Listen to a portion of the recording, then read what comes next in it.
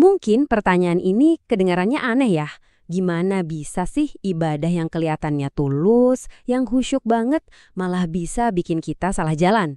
Jawabannya cuma satu, yaitu ada atau enggaknya ilmu yang jadi landasannya. Coba deh bayangin Anda mau pergi ke satu tempat tujuan yang penting banget, tapi Anda nggak punya peta, nggak ada kompas, nggak ada petunjuk apa-apa. Nah, beribadah tanpa ilmu itu ya persis kayak gitu. Semangatnya sih ada, tapi risikonya besar banget buat tersesat. Lihat deh, perbedaannya itu jauh banget, kayak langit dan bumi. Kalau pakai ilmu, setiap langkah kita tuh terang, ada cahayanya. Jadi kita yakin. Sebaliknya, kalau tanpa ilmu, kita cuma jalan ngikutin perasaan dan asumsi.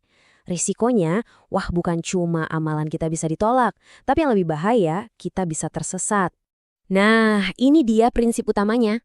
Paham sama agama itu ternyata adalah tanda kalau Allah menginginkan kebaikan buat kita. Ini bukan cuma buat para ahli ilmu loh, tapi buat siapapun di antara kita yang pengen hidupnya jadi lebih baik. Jadi, jalan menuju kebaikan itu ya dimulai dari kemauan untuk paham. Kalau ilmu sepenting itu, pastinya ada dong ganjaran yang luar biasa buat mereka yang serius mencarinya. Yuk kita lihat seberapa hebat sih keutamaan yang menanti para pencari ilmu. Ini bukan janji biasa teman-teman. Bayangin ya, saat kita kumpul buat belajar, 4 berkah luar biasa ini turun langsung. Pertama, hati kita jadi tenang, damai. Kedua, rahmat Allah yang luas banget itu menyelimuti kita. Ketiga, para malaikat ikut hadir, mengelilingi kita. Dan yang paling bikin merinding, nama kita disebut dan dibanggakan oleh Allah di hadapan makhluk-makhluk mulia di sisinya. Luar biasa kan? Ayat ini jelas banget menegaskan status spesial bagi orang yang berilmu. Iman itu fondasinya, tapi ilmu itulah yang mengangkat derajat seseorang jadi jauh lebih tinggi. Ini menunjukkan betapa mulianya kedudukan ilmu dalam pandangan Allah. Eits, tapi tunggu dulu. Ilmu itu nggak bisa asal diambil gitu aja. Ada kuncinya biar ilmu itu masuk ke hati, jadi berkah dan bermanfaat. Kunci itu namanya adab, etika atau tata krama dalam belajar. Jadi adab itu apa sih? Ini bukan sekedar sopan santun biasa.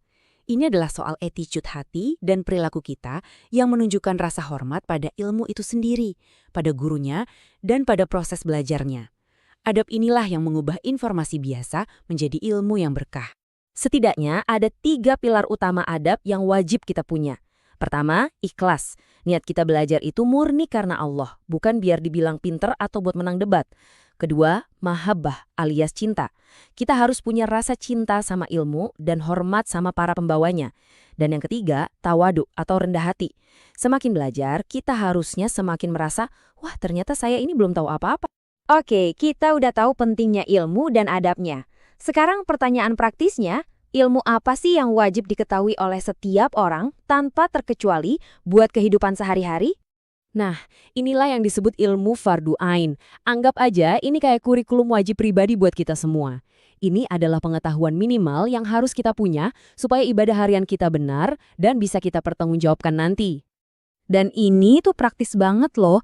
Kita wajib tahu gimana cara mengesahkan Allah dengan benar, gimana cara sholat yang sah, cara bersuci, mana yang halal dan haram dalam makanan atau pekerjaan kita, juga kewajiban pokok kayak puasa dan zakat. Ini ilmu yang kita pakai setiap hari. Pernyataan singkat tapi dahsyat ini seolah merangkum semua obrolan kita. Intinya adalah, sebelum mulut kita ngomong, sebelum badan kita bergerak untuk beramal, pastikan ilmunya sudah ada duluan sebagai pemandu. Ini kaidah emasnya.